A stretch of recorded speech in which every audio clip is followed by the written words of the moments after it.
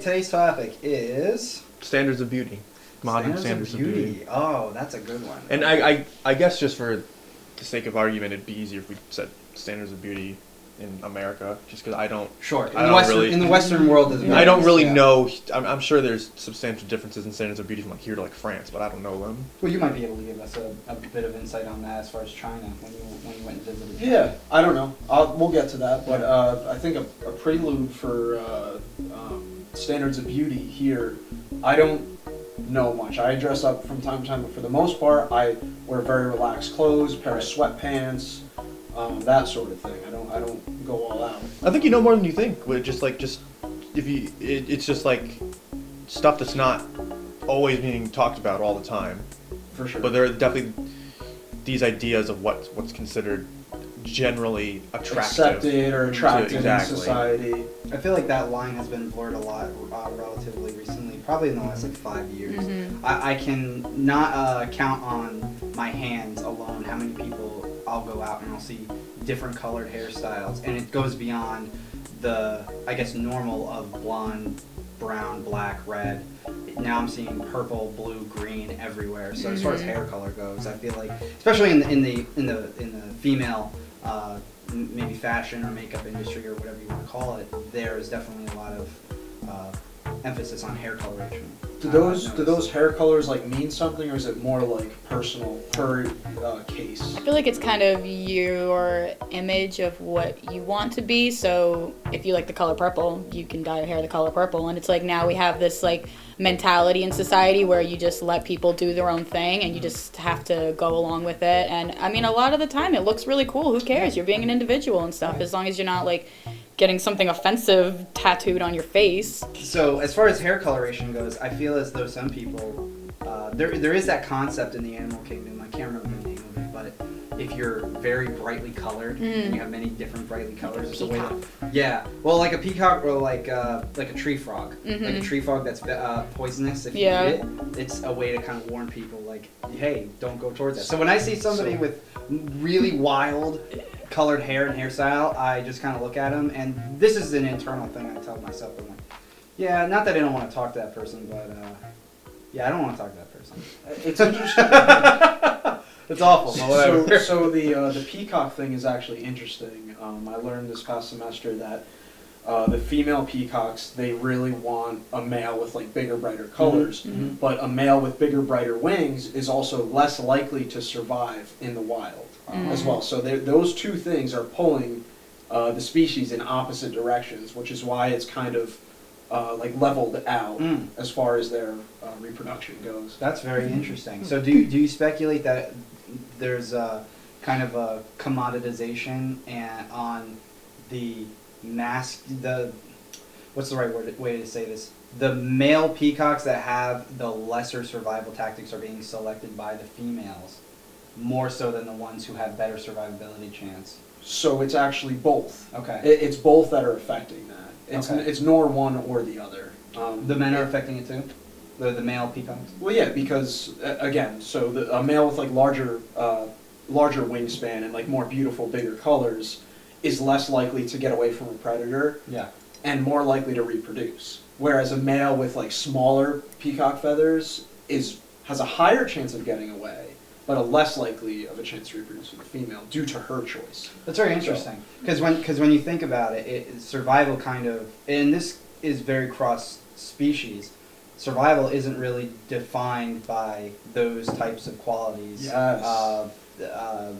And I guess the point I'm making is you can say the same about the peacock community as you could say about the human community, where females generally are the choosers of the next generation. It's not really males, because the woman is essentially the at least in multiple cultures in human society, cross-culturally and globally around the world, the woman has generally the choice of which mate she wants to have, compared to more than the male. Unless you're talking about certain countries like India, where there's a lot of arranged marriages.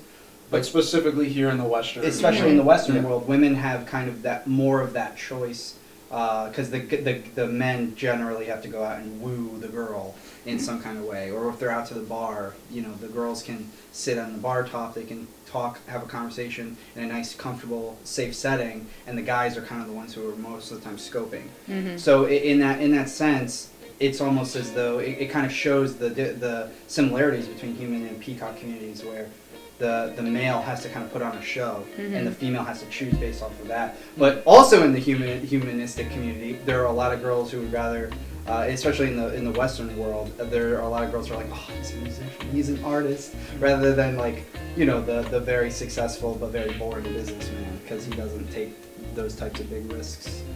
So there's a lot of different things you can pull from that. It's very interesting. Most definitely. I'm just rambling at this point. No, it's good. It's something that comes to mind. I'm just going to kind of throw it out there right now.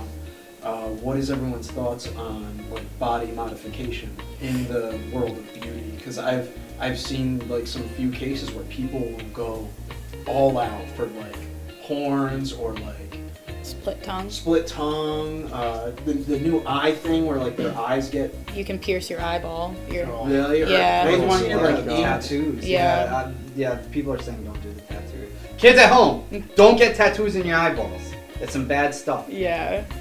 Fair warning. For me, I want people to be able to do what they want, and I don't think I have any ability or any right to go into somebody else's life and tell them, don't do this thing, don't do that thing. Right. But all I'm saying is, if as an individual, you feel as though the only way you can properly feel comfortable in your own skin is to go out and to split your tongue into two separate parts, I feel like there's something more at play rattling around up there than just, I really, really, really, really, really want to have a snake-like tongue. Let me ask you this then. Yeah. How different would you say that is as far as like, say compared to like ear piercings or a tongue piercing? Is that in a different realm, or is it all kind of somewhat in a similar thing? A little bit, and I'd have to think about how to properly articulate it, because I guess you could make the argument that the first thing I would want to say is, well, I think that cutting the tongue in half would be like, that'd be like along the lines of mutilation, but I suppose the argument could be made that even with the ear piercing, you're still technically mutilating your body, even if it's to a much smaller degree. I would even say like I think it's like a tradition thing, because I'm making an assumption right now. I'm not too sound in this side of things, but like ear piercings probably started like long before some of these other major like body modification things have started. So this is, I think, a very new and upcoming thing to definitely our generation. I've seen it much more. It's kind of weird when you think about it, because it's like, when you have a necklace, you think, this piece of jewelry looks attractive, I like it, I like the way it complements my outfit, I like the way it makes me look, I like the way it looks, I like the stones, whatever. To jump from that to something like an earring, where it's like, okay, same thing, same thought process, but I like it so much now, I want to put it at the end of a needle and then stab it into my flesh and just keep it there for an extended period of time. That's kind of weird. It's kind of weird when you think about it. But it's pretty. But yes, it's pretty, and I feel as though the reason that those types of things originated was because it made people unique and stand out compared to others. Because back in the day of old ancient times, there probably weren't many things that distinguish you from other people other than money and status. That was probably it. What you, not even money, it was what you owned and status, what everybody thought of you. So to that extent, for sure. I think you bring up a very important point when it comes to standards of beauty, and this goes like globally, and this is more of like a personal thing. But as far as beauty goes, I feel as though there's a spectrum, and the first stage of that spectrum is, I have a vision of what I would like to look like. How can I change things so that I can look like that? But then it goes beyond that, and to your point about the split tongue, where it is, I have a very extreme vision, one that may even be unrealistic in normal standards for me to accomplish, but I'm going to go through massive surgeries or body modifications. I'll get plastic surgery done here and all over my face and everything else. And it kind of goes a little too far, to the point where it's like, you can love yourself, but if you're just changing everything about you physically, that's not really accepting who you are. That's kind of running away from it. Exactly. Yeah, and I think that's the point you were trying to make. The thing that I actually don't appreciate is when that standard of beauty goes so far to the point where it starts affecting other people, because there's a difference between doing things for yourself on an individual basis and then doing things that actually affect others. And I can give a really good example. It's one that I've seen recently, it just circulating around, is I believe there was this young boy who, I shouldn't say boy, because I believe it's a young individual who is technically male, but they are a cross-dresser. And the cross-dresser is very young, I think 7, 8, 9, 10, somewhere around there. And this cross-dressing boy, I believe it's a boy, was actually showing up to gay strip clubs and stripping. Now, the whole thing was that the young boy appreciated the aesthetic and appreciated the culture behind cross-dressers and the trans movement and the LGBTQ community and all that. That's all well and good. But when you have a 10-year-old stripping, that's when it kind of goes beyond the point of being kind of socially acceptable, and that's when it's almost like, could these actions negatively, because even if the boy's having fun, could these actions negatively impact the child later in life? And I feel like that transcends to a lot of things that we saw in commercials when we were younger. I know when we were watching some of those commercials, a lot of those Barbie commercials from the beginning of the 2000s where, hey, look, Barbie's going shopping. Look at all the things she's wearing. Look, she's doing all this stuff with her friends. And here's a secret notebook. Make sure you keep all these secrets. And it's watching it. It's just crazy. It makes me.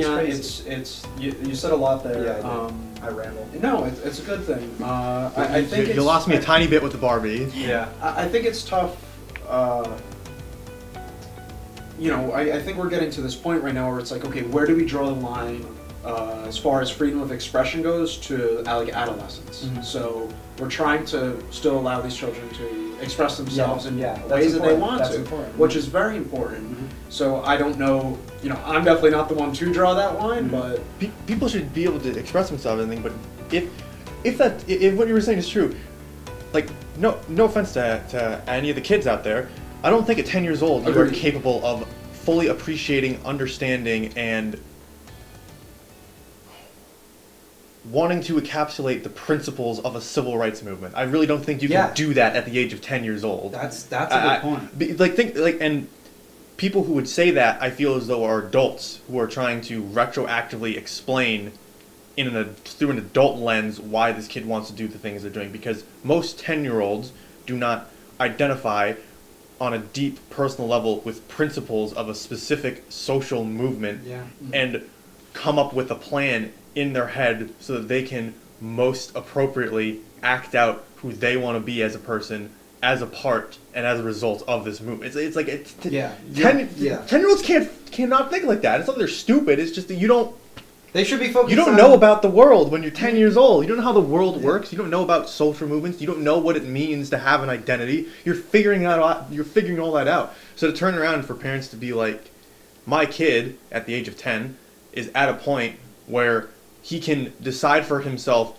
wholeheartedly, completely, no questions asked, what he wants to do with his life and what he wants his sexual orientation to be, and how he's going to act that out in his day-to-day life. And whatever he wants now at this age of 10, well, like, that's him. That's his identity. So we won't touch that. We won't have to worry about whether or not that's going to change and whether or not he's going to have to learn things and learn how to fit in with the world. It's like, no. We'll just take it at face value. The kid's 10 years old. He wants to strip. Let the 10-year-old strip. It's fine. Yeah, that's going. It's not fine. That's definitely not okay. Yeah. But back to the standards of beauty and the effects it kind of has on other people, the thought popped into my head, I can really appreciate someone's interest like in body modification, because when you see these people talk about it, like they're really into it. And to me personally, I find that itself interesting. But on what you said, where it kind of affects other people, that person who may have gone through extreme bodily changes, and say they're just out to dinner with their family, or people might look at them different, or they might look at them in an odd way that they might not particularly like, or maybe they love it. I'm not the one to say that, but I could see how maybe it would make certain people uncomfortable around that. on the flip side of things, like as far as like makeup goes and like things like that, I think a lot of people can really like appreciate as well. Yes. Because I find people who are very passionate into that, like, wow, like you really know your like stuff. For sure.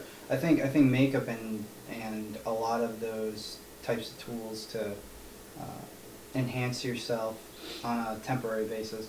I think I know that there are a lot of people who think very positively and a lot of people who think negatively on it. But my personal opinion is it kind of goes back to if it's not really affecting anybody and it's also not negatively impacting yourself. For example, if you put on makeup because you've lied to yourself so many times that you just look better with makeup, then you're not really doing yourself a service because you're going to feel worse when you don't have makeup on. Mm-hmm. You know what I mean? You're not getting to the heart of the issue. Yeah. Which is what you mentioned earlier. It's like people shouldn't go through these things just to make them.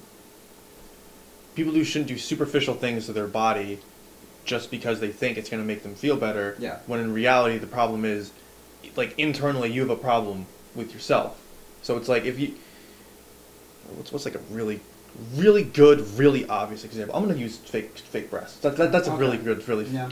really dramatic one.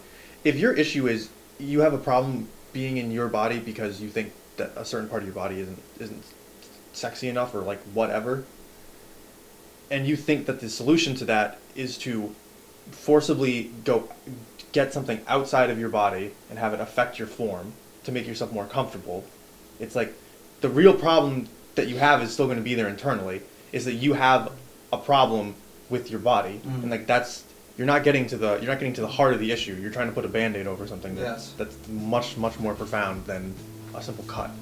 You don't think that, like, on a, like, how to say this, like, if someone does undergo, like, such a change that they've desired, you don't think that'll change their mindset? Or? I think it might, but I Okay. think at the end of the day, you're not really getting to the heart of the issue. Okay. It would be kind of like if you had a deep-seated emotional driving force behind why you have a bad habit, like let's say smoking, and you weren't aware of it, but you had it because most people do, and then your solution was just to quit smoking. Well, that's great that you quit smoking, but if your response is to only quit smoking and then take up like another habit, like let's say you start like drinking a little bit more or something. Yeah. It's like I'm kind of blending situations together here now because I'm saying he's switching to another bad habit. But No, it's a the good point example. I'm making is, if you're going into it and your only thought is I'm gonna end the bad habit, it's like you're not really getting at the heart of what you want to do. What you really want to do is you want to get to why you developed the bad habit in the first place, because something was there that led to you developing the bad habit. It wasn't just you were going around living a good life, being a good person with no real flaws, and then suddenly a cigarette just landed in your mouth and you start smoking it, and it's just, that's my vice now, I can't help it. It's like there's something there. It's like that's what you need to get to. That's what you need to resolve. It's tough. I still see the like any type of body modification or enhancement. It's almost a double-edged sword, really, because you can't you can't really put yourself in their shoes unless it's something that like you really desire. Me personally, like I don't desire horns or large ear piercings or stuff Really? like that. Why not? You could. Why not? I don't. But I don't either. Yeah. I'm saying there's Yeah. people who do. So, So Dan, you exercise a good amount, Mhm. and does exercising make you feel good? yeah. So do you exercise and at least partially because you like the way it makes you feel and you like the way that it makes you look on like Yeah, not sure. even like on a shallow level. No, It's like absolutely. I'm hot, but like No. I like the way I look. I feel comfortable in my Yeah. skin. In a It's sense, like- that's body modification. that's great. In a sense. I That's think. the kind of Yeah. thing that's like good. But like if you had the opinion that if you didn't work out and if you didn't work that way, then your actual overall quality as a human being was less, it's like that's a problem. Yeah.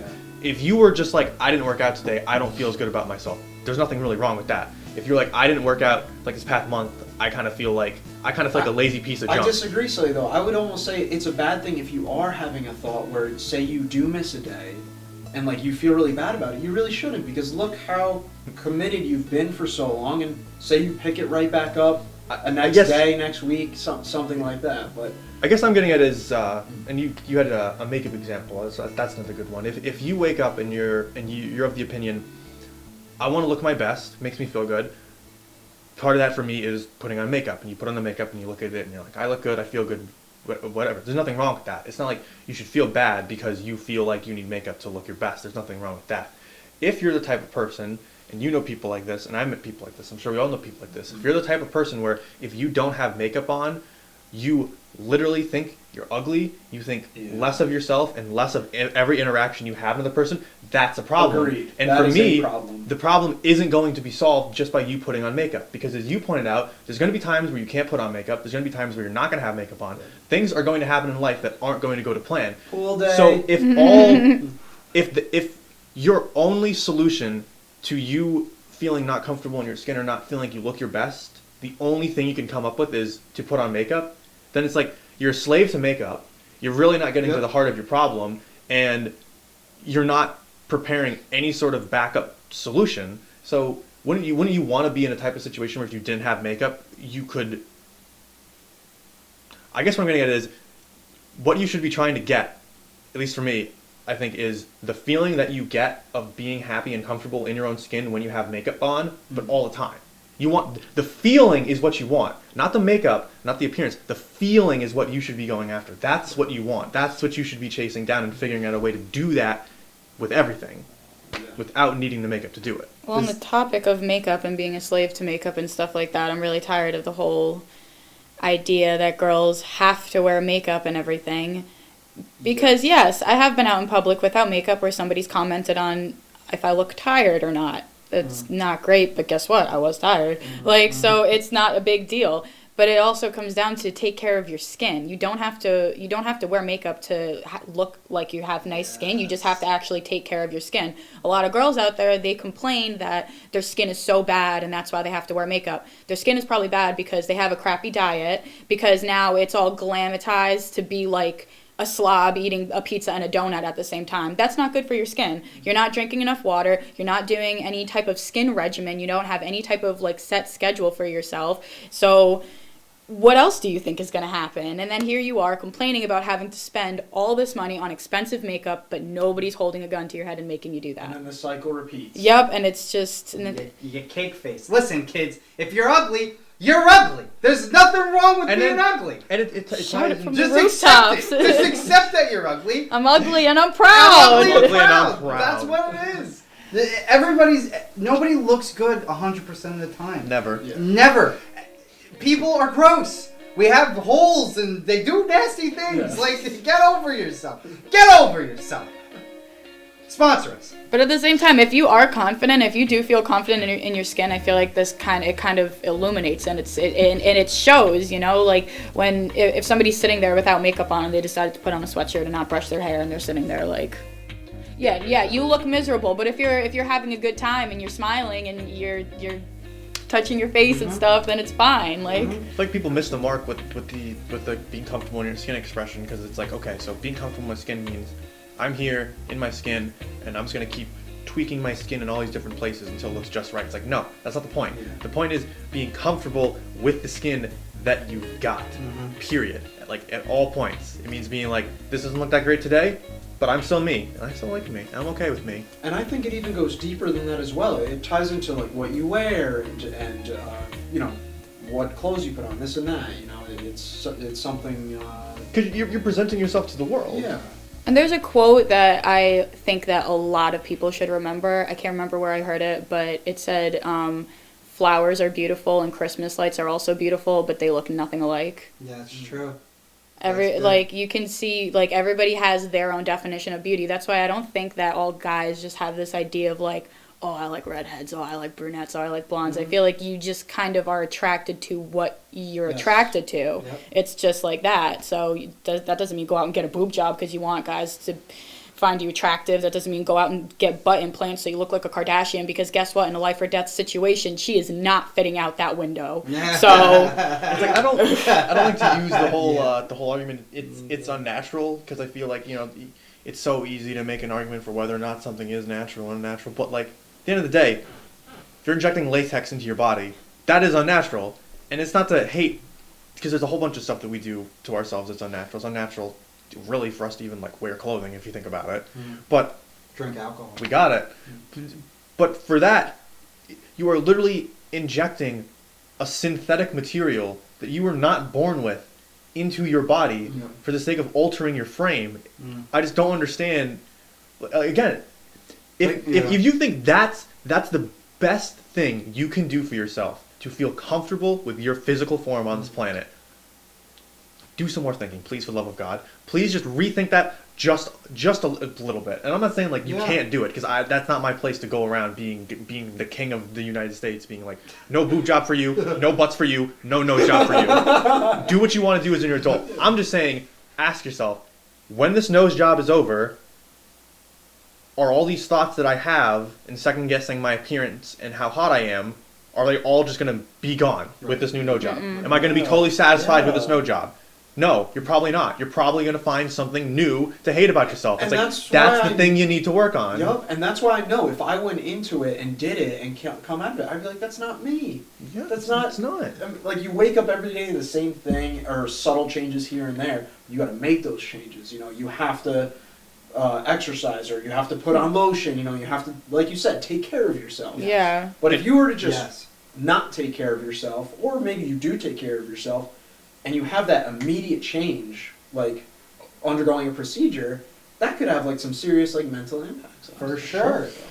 To go off of that point, and that point, all the points, I think at the end of the day, what the big issue, because you kept saying what the heart of the matter is, what the heart of the matter is that people aren't comfortable with themselves. They don't have enough love for themselves, and they try to find a lot of external sources to kind of combat that. Some Kardashians are a great example. If you take a picture of Kim before and after, like she was beautiful before. She was beautiful before. Now she's just this this Hollywood plastic Western definition. Yeah, I would call it really a California definition of beauty. That kind of standard of beauty, where there are a lot of females that look like that out there. But I think where a lot of it comes from are entertainment, news, media, all of it kind of perpetuating how important sex is. I think that's one of the big things.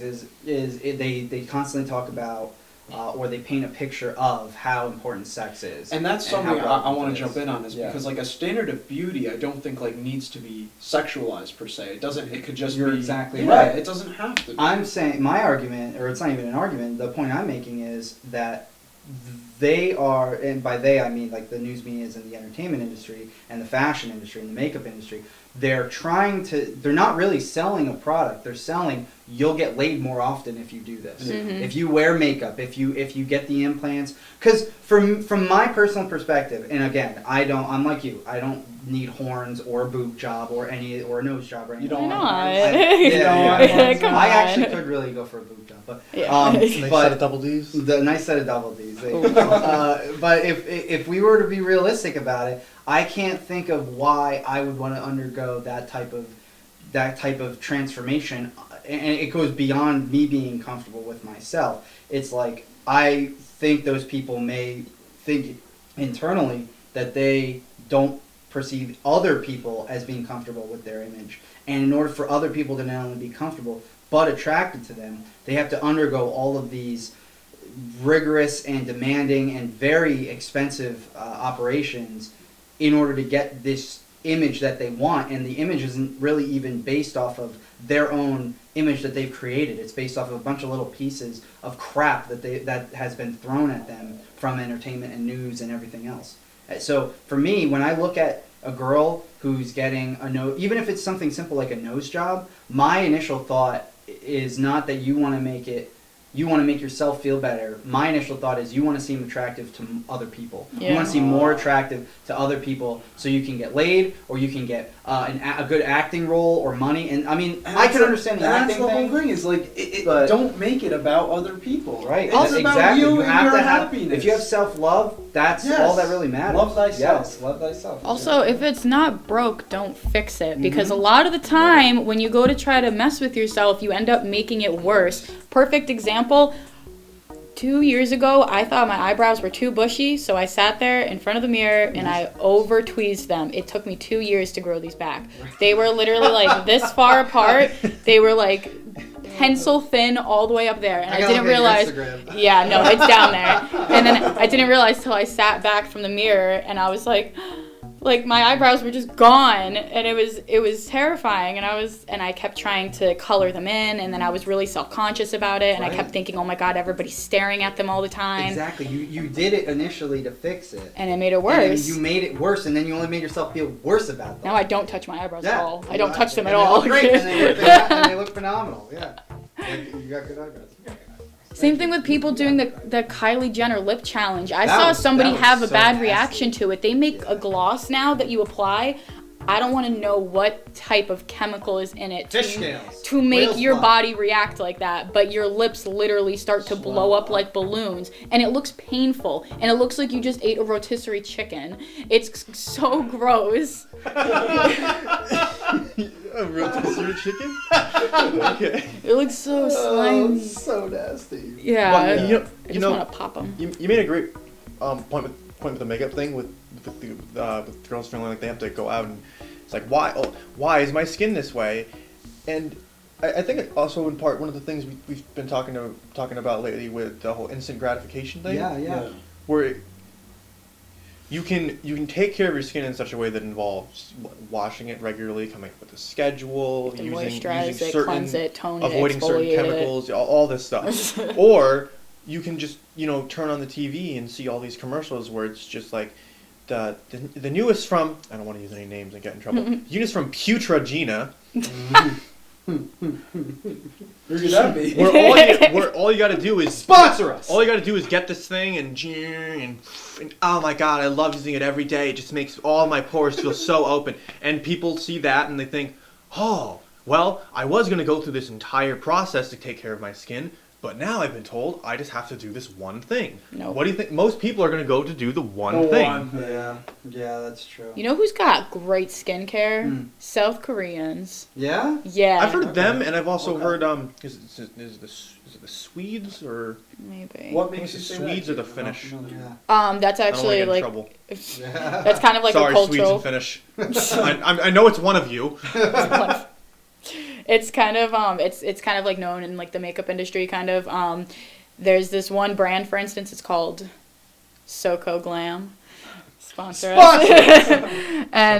But it's the very natural ingredients. There's a lot of process, like a lot of steps to the process, because a lot of young people, they get into taking care of their skin very like early on in their life. Yeah. So, and it's just something to do, and their skin is like glowing and gorgeous and radiant. So these are things we need to teach young people in early times, to take care of yourself. Exactly. Clip your nails, keep tidy, Be clean. Yeah. Don't you want to be clean? I like being clean. I like being clean. Yeah, right? Listen, don't be disgusting, and you're ugly. Don't be filthy. And that's what you've learned today. You're always going to be ugly, but you're not always going to be filthy. But you just have to think that you're pretty, and it's gonna be okay. That's right. Just lie to yourself. Just lie to yourself. Fake till you make it. Fake it till you make it.